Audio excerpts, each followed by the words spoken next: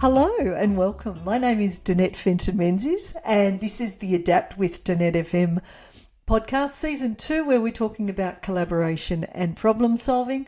I'm an author, a speaker, an executive coach and an expert in adaptable leadership, which I've been doing for over 10 years. And I'd love to welcome into our conversation Jez FM. Welcome, Hello. Jez. Hello, what's going on? Yes, my name's Jez FM. I have done work as a podcast producer, as I'm doing here. I've done comedy writing for TV, done a bit of stand-up comedy and music in my time, and so I'm hoping to bring a bit of that flavour, but a little bit more about you. So you co-founded and are the Director of Learning of Magical Learning, which is a company that's been running for over 25 years as a training and facilitation company, specialising in leadership, finance, and actually making learning enjoyable. We've worked with companies like Coles, Westpac, and the Australian government, and have partnered with global industry leaders like Robin Sharma and John Mattone.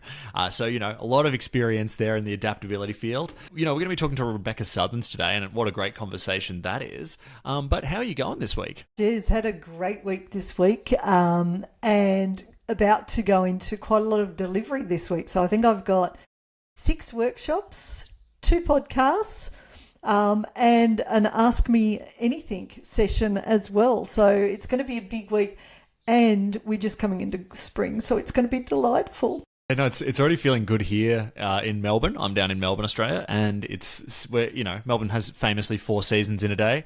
Yes. We've been experiencing all 4 of those quite a lot, but today it's at least looking sunny, so I'm excited about that. Love that. I think, Danette, before we start talking about your chat with Rebecca, how about we jump into our first segment here today, because we've got a bit of a special one. So let's jump into our segment, Adapt the News.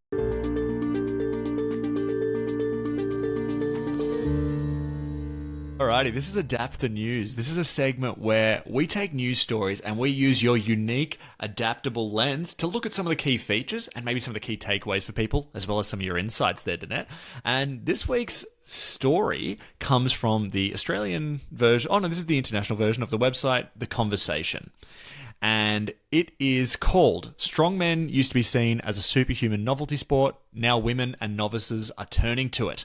So the story here is actually by someone who's a female weightlifter, and it's talking about how it used to be essentially a sport for men, and now more people are finding strength within it, literally and sort of emotionally.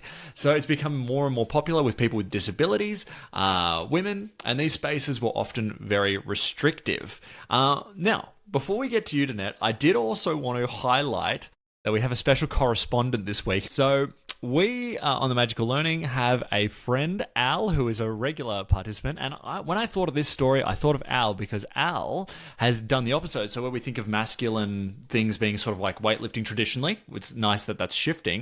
Yes. We have our regular contributor and part of the Magical Learning team, Alan Hunt, who has entered the world of Pilates. He was a farmer for a long time, and he still does farm work, does a lot of stuff with cranes, but he has now entered the world of Pilates and is actually becoming a Pilates instructor. So I said, Al, how was that experience for you? And this is what he said.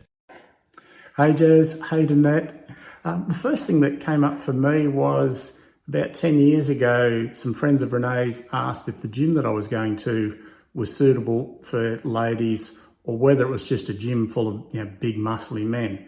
I remember saying it was just mostly big muscly men, but there was no reason that they couldn't come along. I didn't realise how uncomfortable they would have felt until I started doing Pilates, where often I was the only male in the room and it's a lot of younger women wearing skin-tight clothing, and I felt really uncomfortable. The story in my head was, imagine what everybody else is thinking. There's this one weirdo in the room, because a lot of the time, we're bending over in certain positions that, I felt uncomfortable enough, let alone, seeing the other people around me. Even when the instructor was demonstrating the positions that we'd get into on the reformer, I felt uncomfortable just looking at the instructor. Then if I didn't get the exercise right and I needed to look at the person next to me, again, I had the story in my head of, I wonder what they're thinking. But I got past that, really enjoying Pilates now to the point where I've decided to become a Pilates instructor, which took things to a whole new level, because during that training, we learned about hands-on assist, which is where we actually assist the client to get into certain Pilates positions. which, that really, I guess, challenged me to think, now I'm touching these young women, and I wasn't quite sure why I had these stories in my head, but it was interesting. Renee and I went and saw Ursula Carlson, a comedian, recently down at Brunswick Heads. And for some reason during the show, she asked, are predators male or female? And everybody in the room agreed that they were male. And she pointed out that they could be either. And then she asked the ladies in the room to respond. Would you rather run into a man or a bear on a dark night? And all the ladies called out they'd rather run into a bear. And I realised that was the same thinking I had in my head, which probably helped me understand why I felt so uncomfortable at Pilates. Yet, I'm happy to say, really enjoying Pilates. It's one of the best things I've done for my body and for my mind. Thanks, guys. Have a great day. I love that. And I love, Al is such a genuine learner that he notices his discomfort and does things anyway. And I really love this story about the weightlifting, because they've really made it about how do we make this inclusive, because a bit like the gym that Al was describing, historically this was seen as, strong men lifting stuff. And now they've sort of related it to, we need to build those muscles to be able to lift stuff at home. And a lot more people are living by themselves. So being able to lift stuff by yourself is helpful. Obviously, when we're building our strength, it's probably helping things like our bone mass and stuff like that as well. And obviously, as we get older, we want to ensure that we've got good bone mass so that we don't break our bones quick or easily. They've basically made it that anyone can be part of it. So it doesn't matter who you are. They've made it something that is inclusive. And there was a bit which I really liked about, there's competitions that exist at all levels and across a whole stack of different categories. So I could be a new mum who's given birth and I want to get that strength back. I could be someone who is an athlete who has a disability or disabilities.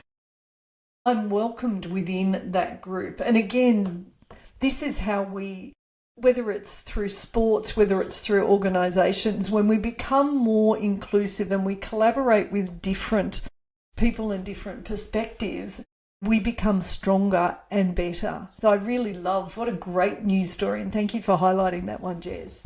What did you notice? Yeah, well, I like Al, it reminded me actually of something where, it's not often that as the straight white male, you end up being the diversity in a situation like Al was in this Pilates thing.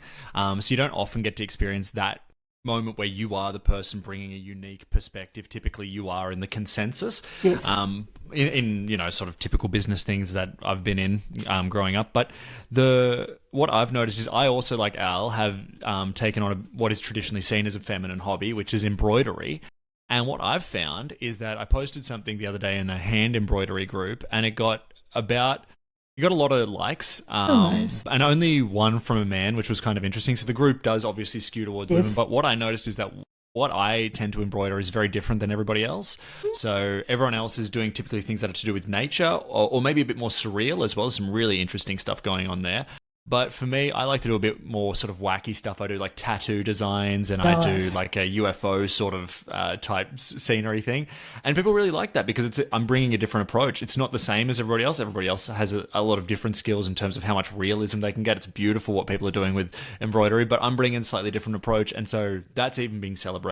And so I think that that's true in all things. I'm sure women will be able to bring stuff to weightlifting that men didn't think of because it's just, they've only focused on one sort of aspect of it. Or people with disabilities might be able to also help, they can't do certain things. So maybe that changes a move, and then that allows other people to sort of go forward.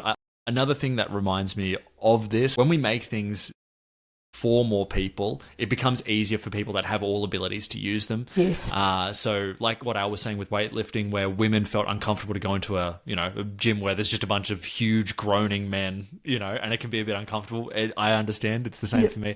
But making things a bit more accessible, the example I always think of is doorknobs, because I heard this once, which was that round doorknobs we typically think of, they're only good if you have hands. Like if you don't have hands and you have hooks, you can't open those doors, right? But we don't think about it. But if you think about this, if we have those door handles that are sort of you push down, you sort of turn from 3 o'clock to 6 o'clock, what happens there is that if you're carrying 2 mugs of tea, you can now open that door. You create even more accessibility for yourself by doing that, but it's also helping other people as well. So I always go back to that example because it's such an easy one to understand, but we can see how making things easier for other people also helps make them easier for us. I love it. Great example. Yes, thank you. So, Danette, how did you find today's chat that we're about to go into? And did you have any things you want people to keep their eyes open for? Yeah, so I totally love chatting to Rebecca Sutherns. So she is from Canada, and I loved, first of all, her admission that through school she was a bit of she went into collaboration with, I know best, and I just get out of my way and I'll get it done. And then she realised through life that while she still likes her own company, there are times where collaboration actually brings a lot more to the table. And I love that she admitted that, because some people are like, oh no, I'm just good at all these things. It's like, well, no, it's not always my preference. And there are times when collaboration is actually really helpful. I love the tips that she provided, and I won't share those because I'd love our listeners to do this. And I really like the quote she had, which is around when we bring diversity in, just like you were saying before, then we bring in all those different perspectives.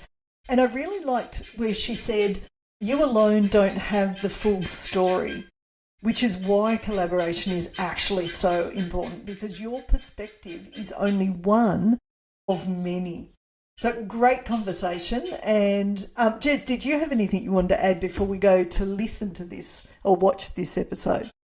Nothing about this conversation. I did want to say, if you want to check out another conversation with Dr. Rebecca Sutherns, we have a magical learning podcast with her, and she's awesome on that one as well. But I think otherwise, let's just throw to this conversation between you, Danette, and Dr. Rebecca Sutherns.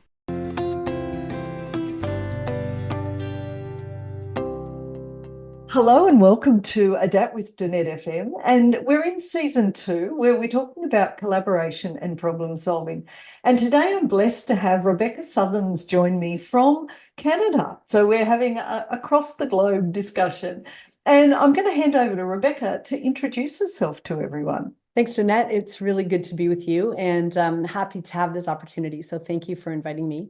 My practice is about reimagining your next chapter. And so I help mostly organizations develop renewed strategic plans, but also multi-organizations across sectors or across kind of community problems, work together to solve those problems.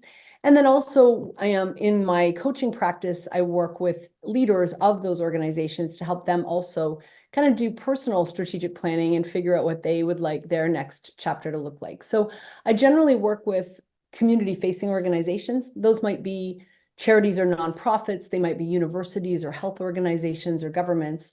And yeah, it's largely facilitation and coaching. And in the midst of that, it's really identifying how to build adaptability skills. And part of that is helping those organizations and individuals identify what is fixed for them and what is flexible, so they know where to adapt and how, and also where not to. So that's a quick intro, but happy to answer any further questions about any of that.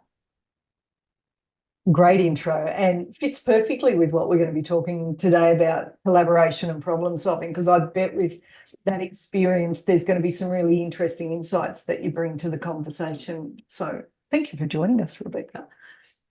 Now, the first question I have is, what have you seen or experienced that helps you to collaborate and or problem solve? So you can focus on one or you can focus on both. I was going to say they don't feel synonymous to me. So it does kind of, they're related, obviously. And I think collaboration helps with problem solving. But, you know, how I've seen both of them happen is really different. And I think, I feel like the irony is not lost on me that as someone who helps people collaborate for a living, I generally work alone. And so I'm really conscious of that. I actually don't like group work all that much. And so part of maybe it's why I do what I do, is that I think, you know, bad meetings and bad collaborative experiences are exceptionally terrible. And I hate that feeling, that cringy feeling of being in a situation where the collaboration just is not going well. And it might be because because people are not, it could be that they're not getting along, but it could also be that they're getting along fine, but they just aren't leveraging or valuing the contributions of one another. And so part of what I'm exploring is kind of the beliefs that we hold around collaboration first, because I think if we believe that it's a good thing and start from that place, different things happen than if we need to be convinced that it's a good thing. So often collaboration is seen as slow, it's seen as frustrating. And, you know, I admittedly, particularly in school and growing up, I'm someone who, I was that kid in group work that just did it for everybody because the group was slowing me down and bugging me, and I knew I could do it better myself, or I thought I could. And so I think it's only been as an adult that I have needed to and learned to value the multiple perspectives that come from collaboration and the fact that I need them. And, you know, in a school situation, I perhaps didn't, but in real life, I absolutely do. So maybe that'll give us a bit of a jumping off point. But to the extent that those collaborative skills, and I think they are skills, can be applied to problem solving that is relevant and helpful to people, so much the better. Love that. And I'm really curious. Tell me more about what changed between school and, you know, becoming an adult, where you suddenly got that shift around collaboration. I think it was probably gradual, but it was probably a good big dose of humility too. I mean, I was a good student. And so in school, I basically did know how to do what the teachers were asking. And so my opinion that I could probably get a better mark if I did it alone, and if that was the goal, was to get good marks, that was usually true, actually. And I don't say that with anything other than humility at this point, because real life isn't like that. And so it took me some maturing to realize that I didn't have all the answers. I wasn't an expert in all of the subjects. I needed other people's opinions. And then I think the other piece that has come even more recently for me and is really being played out in research right now is that diverse teams perform better.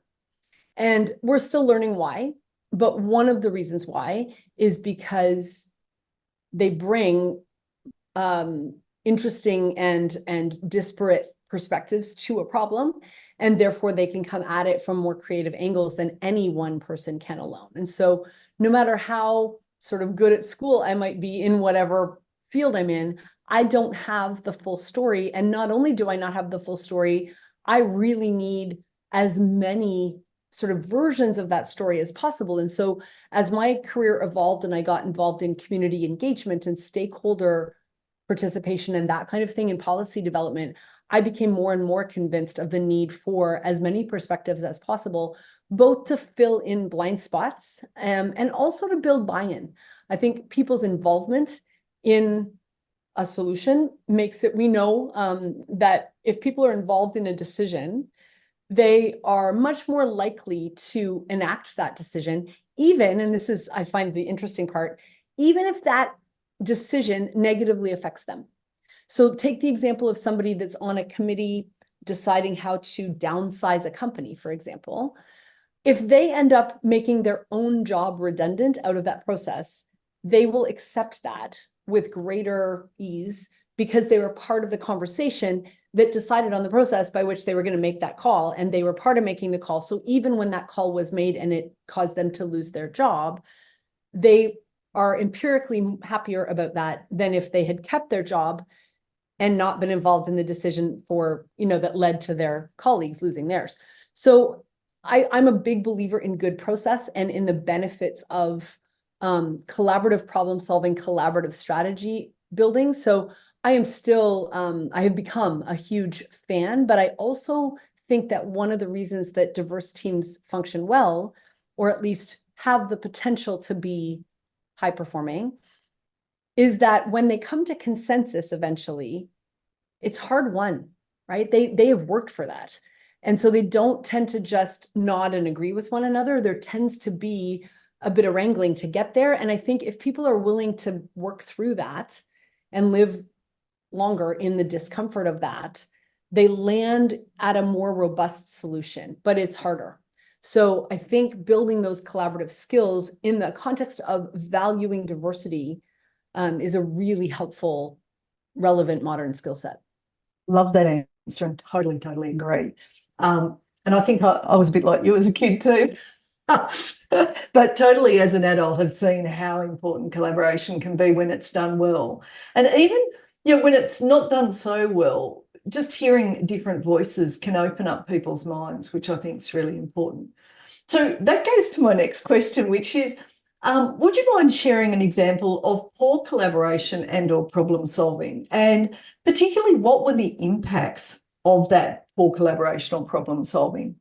Even worse than poor collaboration, I think, is sort of collaborative window dressing, where I mentioned that I'm involved in stakeholder engagement. And I think there's a lot of people that are cynical about that because they don't believe that their opinions are going to make a difference. And so they don't want to engage in that kind of collective community development or collective decision-making. And I think they're right to think that, because some of the examples that pop to mind for me are ones where people's opinion was solicited and or collaboration was invited, but a decision had already been made, or the process wasn't designed to actually incorporate their input. And ultimately, I mean, if I'm really cynical about it, you can kind of go, well, they were just ticking a box and the decision was already made. But I think sometimes also people don't genuinely know how to collaborate well. It's not a skill set they've been taught. It can get a bit messy, and they don't maybe have a high tolerance for that mess and don't have a high trust in that mess resolving itself in some good way. So I think there are lots of reasons for it, but the examples I can think of are ones where I have been a participant in something where I knew that I was being asked to give my opinion or to collaborate, and I felt like it either didn't matter or wasn't being heard or used well. And in those contexts, I would actually rather not be asked than to waste my time. And so I think the wasted time of poor collaboration would be, the examples I would think of. And there's a lot of that. Even worse than sort of not collaborating, the people that are the ones that sit in their cubicle and write a strategy by themselves. I'm not a fan, but I would almost rather that than have them pretend to be inclusive and then not use people's ideas or not be transparent about how collaborative something actually is. So for example, if I want to share information with a group and they don't really have an opportunity to shape the decision that I'm communicating to them because the decision has already been made, fair enough. Like I feel like that's a very legitimate thing. You can tell a group that the decision's already been made and here it is. But don't call that collaboration, don't call it participation, don't call it engagement. That's just information. It's an announcement. It's FYI, this is happening. So I think when there's a misalignment between what we call something and what it actually is, that's when I get really frustrated, because I don't believe that every decision needs to be made collaboratively, but I don't want it named as that, but actually it's not that. I like the alignment between what we promise to people and what we actually do. And when I find that when I'm working with groups and you say to them, look, this is outside of your purview, like we're not asking you to comment on this because it's out of scope for us or whatever it is, people are generally all right with that. But they're not all right if it makes it seem like they have a voice in something that they really don't. Great answer. And I love, because when we're congruent in what we're sort of saying, whether you have a voice or not, people's brain goes, oh, I trust you because we're aligned, versus there's something not quite, even vague definitions can confuse the brain, where the brain goes, this isn't quite, I'm not quite understanding what's going on. So I love that answer. Yeah. All right. Now, next one is, based on your experience, what tips do you have for others, including young people, and Jez added this because there's a lot of people just starting out in their career, around developing either problem solving and or collaboration skills? So some tips that would be helpful. First of all, I love that you're framing it as a skill set. So we are not born knowing how to do this. And I would also say that the skills we do learn as kids may not help us as much as adults. So they're not unhelpful, but share your toys. is a helpful thing, but it may not be enough to help us in the complexity and the dynamism of adult collaborative relationships. And so what I find, even with young people, say at college or university or high school, even new in a job, paid job, they are expected to collaborate well, but they've never been modeled it, never been taught. So part of me would say, it seems like a bit of a basic answer, but actually teaching people, training people, modeling to people, and being explicit, naming it, about teaching people those collaborative habits and skills is very helpful. And I see that with boards of directors that I work with, where if they think of themselves as a team and they apply team getting along kinds of skills, things go better than if they don't even think of themselves as a unit. So that's another thing, is kind of the mindset people bring to something. Are they coming in as a lone wolf in a sense and expected to, kind of promote their own personal interest, but they happen to have to do it in a room of people?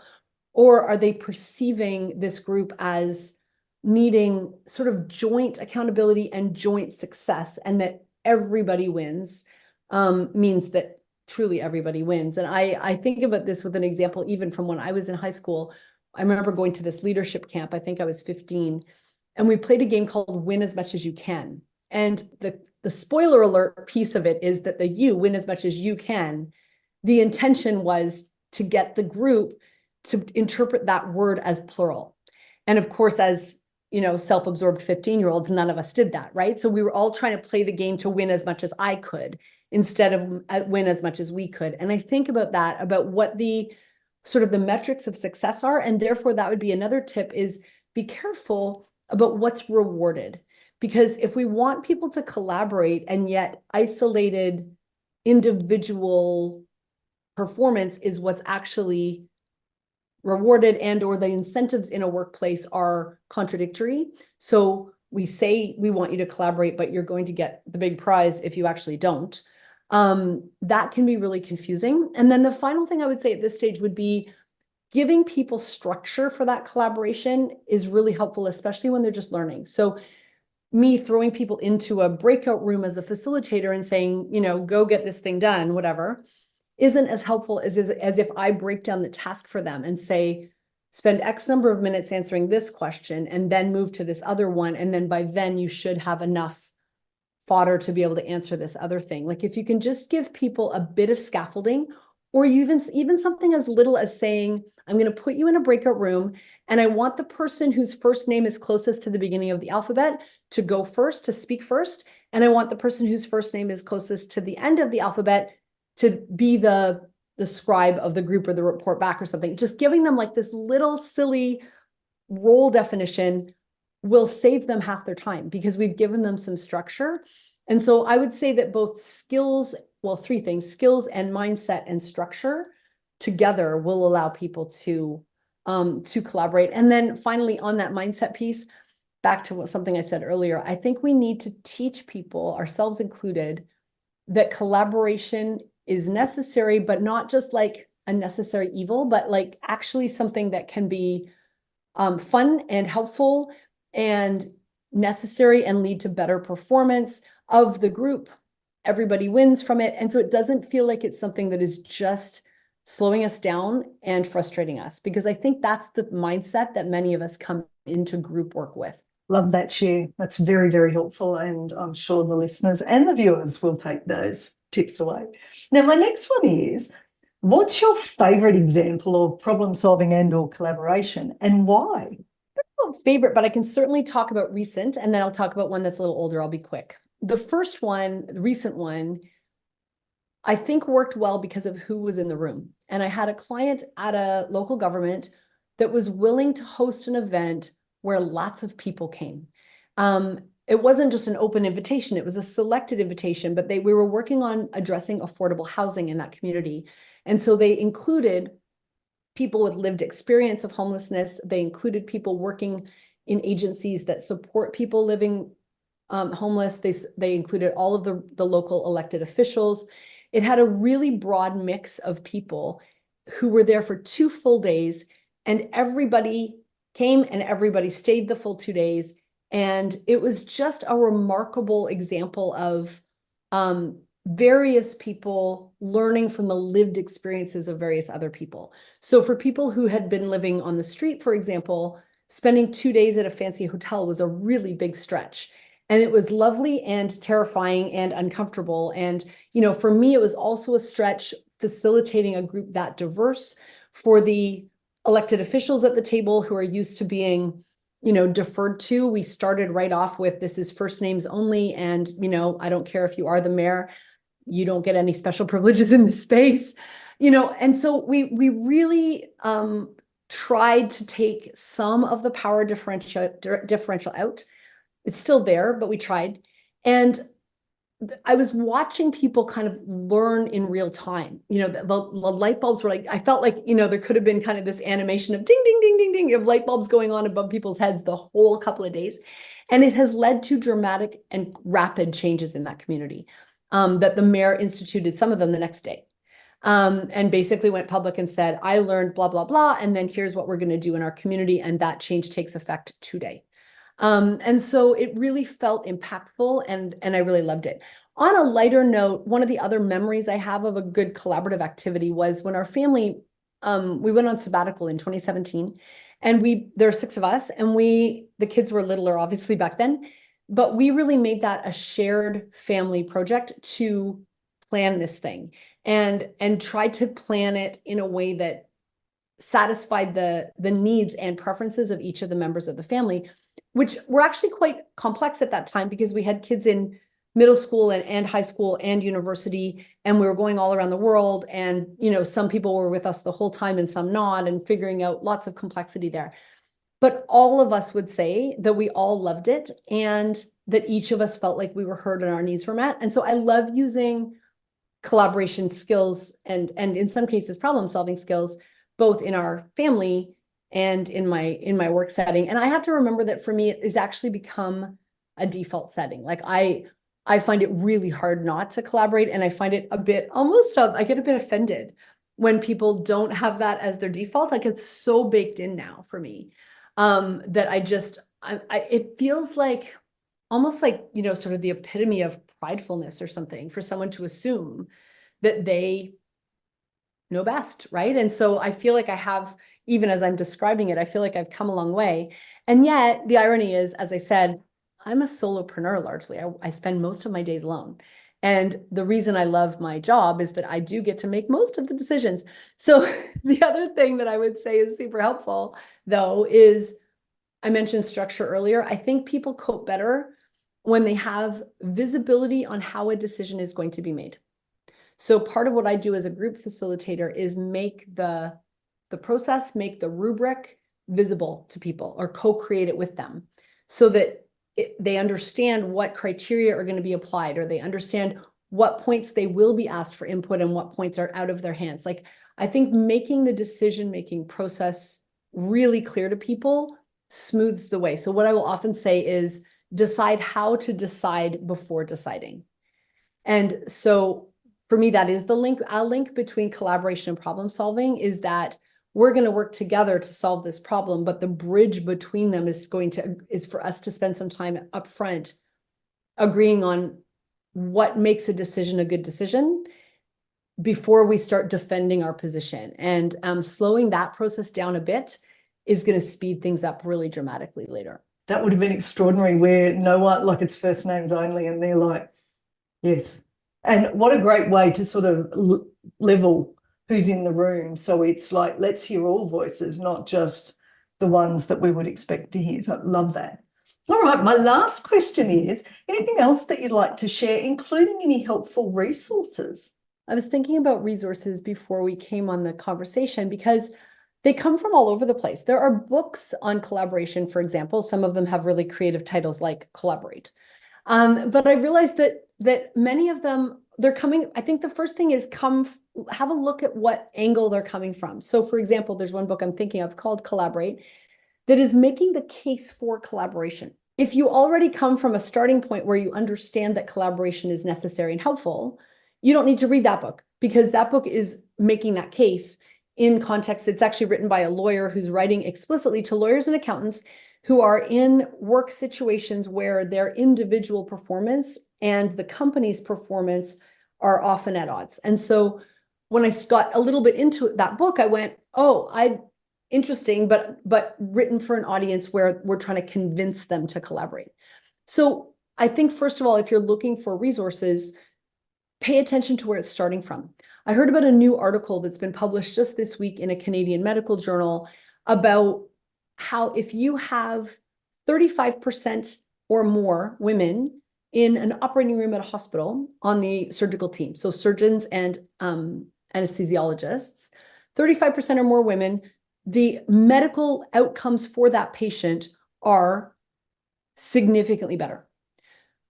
I think that's a really interesting resource to say some sort of diversity and is objectively better, not just out of a moral or social justice point of view, but it actually leads to better outcomes. And when the researchers were asked why, they said it's because you get that benefit of multiple perspectives on a problem, but you only get it if you have that critical mass of a third, which I thought was so fascinating, because they said if you have interesting perspectives in the room, but the person feels very alone there, they're much less likely to speak up.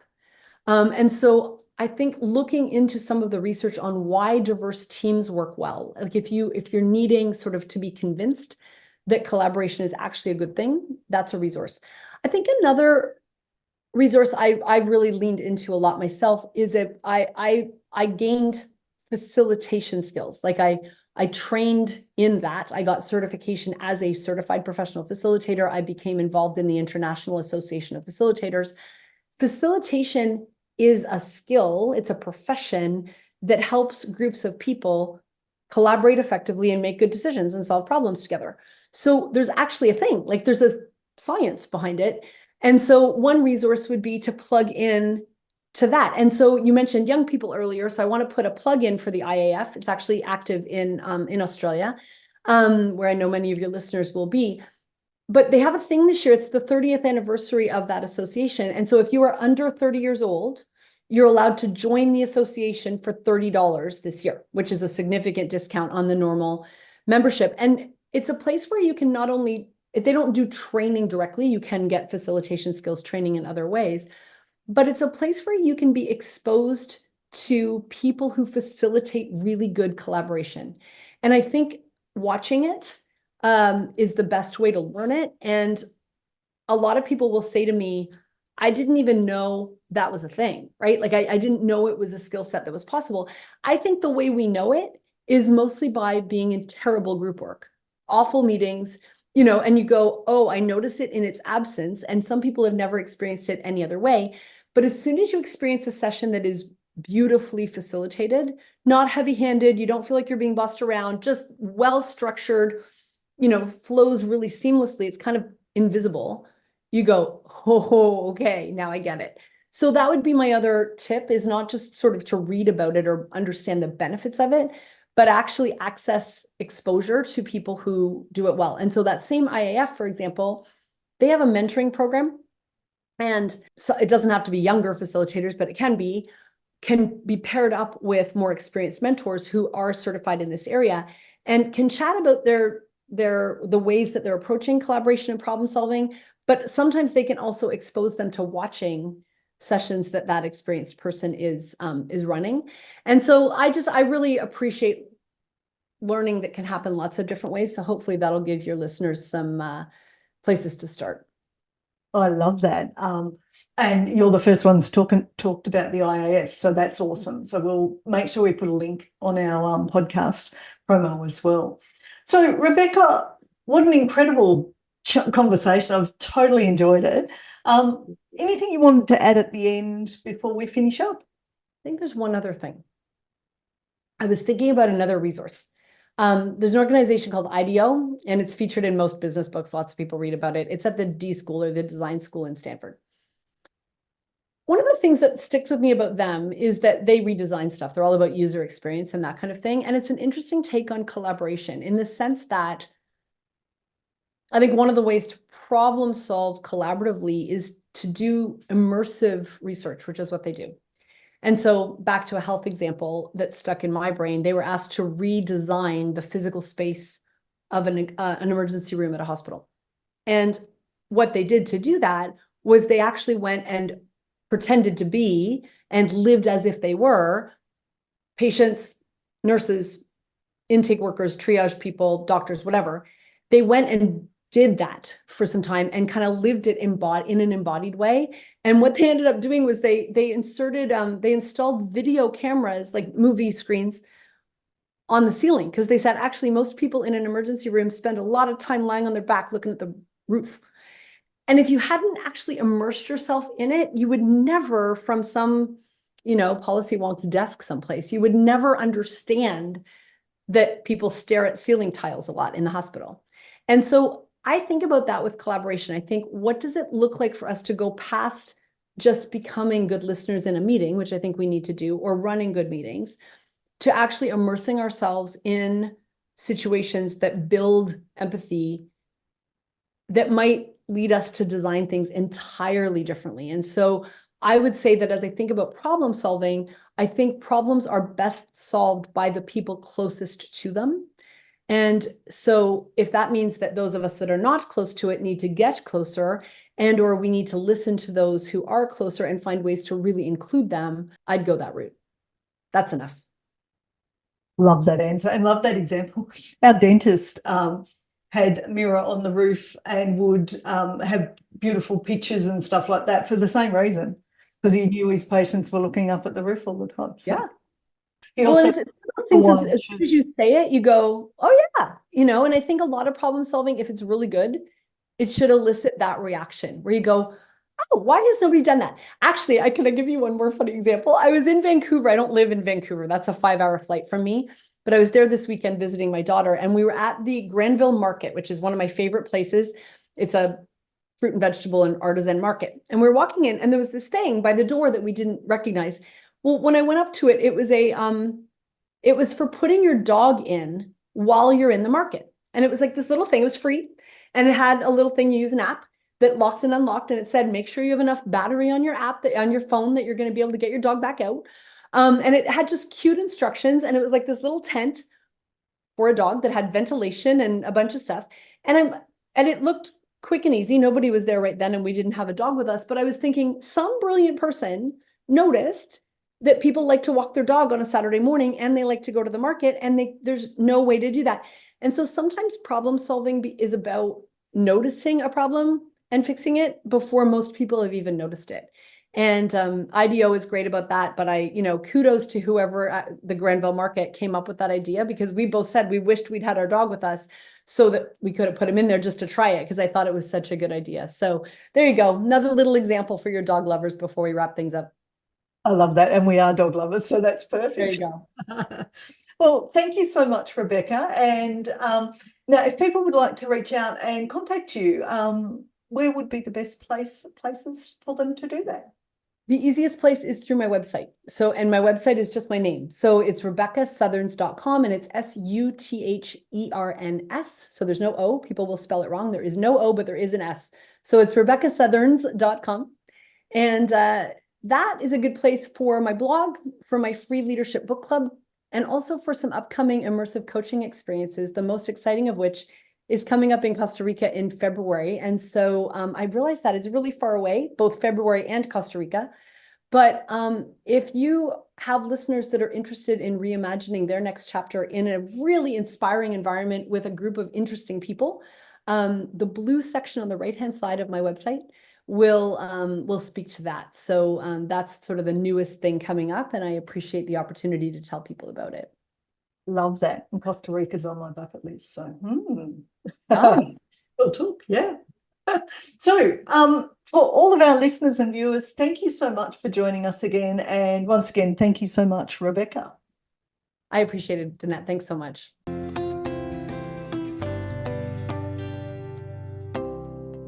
Wow. Well, that was so good to talk to Dr. Rebecca Sutherns. Danette, so good to listen to her, and I'm so happy that you got to catch up with her. Did you have any key takeaways from the conversation you had? I really liked how she talked about giving collaboration structure. So don't assume that everyone comes with collaboration skills. Often we need to learn them. And even just sort of, if you're going into a breakout room, talking about, let's go by, A to Z, who talks first, who is the scribe, etc. Just so people don't waste time going, now what are we doing, blah, blah, blah, blah, blah. And I really also loved that she talked about make sure that we make the process visible. So we decide about how we're going to decide before we go into the conversation rather than going, now what do we do next? So I love that intentional approach that she had. Yeah, no, I thought that approach was really good as well, actually. And one thing that I kind of wanted to talk about, speaking of that, was the fascinating insights you had about school group projects and how they don't train us for group work at all, which is so true. They just train people who want to get good marks to ignore other people and do all the work themselves. Yes. So it's not a great system. So we kind of have to learn it outside of school, which I thought is very true. And it's so fascinating, some of the things that in business people are just expected to be good at but require a lot of work, collaboration being one of them. People just for some reason think you can stick people in a room and that naturally is going to work. I don't know when that's ever worked. It's totally true. So I hope our listeners and viewers take away that thing that it's actually something we need to deliberately do and do not assume that people have those skills already. Yeah, and of course, nobody is an expert at everything. We've highlighted this before, but it's a very crucial point that Dr. Rebecca Sutherns made there. Yes. All right, well, Danette, should we jump into our mailbag segment? Absolutely.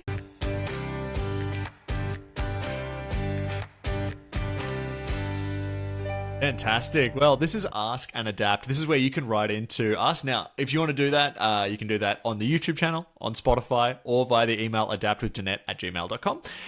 Now, this segment, what we're going to be doing is someone's written internet. They've got a problem. They need to adapt, and they want your help, okay? So this week, we are chatting to Monica. All right, here we go. So this is Monica's Ask and Adapt for you, Danette. It says, Dear Danette, loving the podcast. What are some decision-making tactics you could use to run your business and help people you've coached? I sometimes struggle prioritizing things correctly or can get overwhelmed when there are a few options on the table. Thank you, and hi to Jez as well. Best, Monica. Well, hi, Monica, and Danette, over to you. I love this question, Monica. So there's a couple of approaches I like. There's one called PMI, which is pluses, minuses, and interesting. So when you're looking at a particular decision, think about what's the positives around it, what's the negatives around it, but also points that you might go, oh, that's interesting, but it doesn't sort of help you decide either way. So I quite like that approach. I think going on the theme of collaboration and problem solving, bringing people together, a diverse group of people, and discussing the ideas can help you.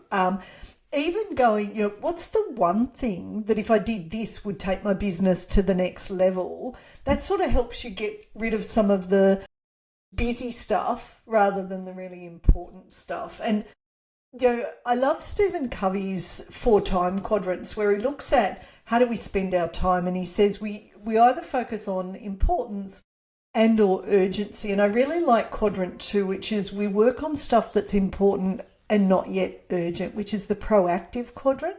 So I think with, your business and you've got a couple of things you could focus on, again, thinking which of those, if I was really being proactive on, would help move my business forward and not make it like I'm doing everything last minute. And quadrant 1, which is important and urgent, which they call firefighting. Knowing what your purpose is super important. So why do I need to make this decision? Why am I running this business? And then which of these is actually going to get me closer to that purpose rather than potentially distracting me from that purpose? And I just watched a video yesterday by a gentleman called Dr. Benjamin Hardy. And he's got a book about Be Your Future Self Now. And I really loved this particular video. I'll make sure we include a link to it. It's 51 minutes and definitely worth watching because he talks about if we really want to disrupt something like our business, we focus on what's the impossible goal that we want to achieve.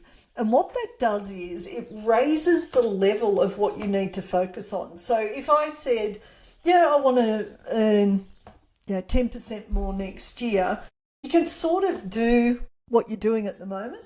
But if you wanted to, say, 10x the business, there's a whole stack of stuff that disappears because doing them is not going to help you to get there.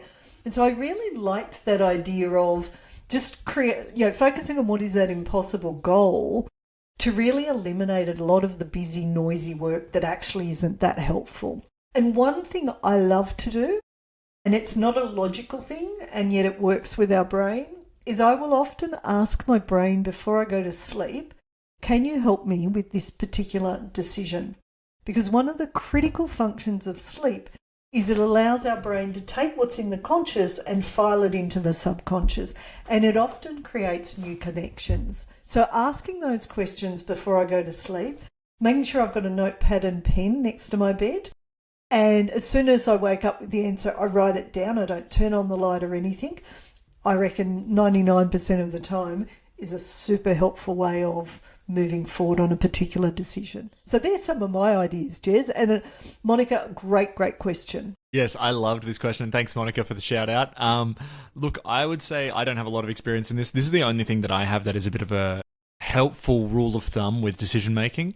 And for me, I always find that if you look at what's the harder option, usually that's the right option, but your brain will be incentivized to try and do the other one. So typically, if you're picking between two things, typically that's the answer. It's not always the case, but it's just a good rule of thumb I generally think of when I'm struggling between two. I know the right answer is usually the hard one. It's just, do I have the energy to do it, is usually the question I have to ask myself. But that's obviously a day-to-day experience, and you can kind of decide that yourself. But Monica, we wish you the best, and we're very excited to hear how you go, I think. Danette, did you have any final thoughts before we wrap up today?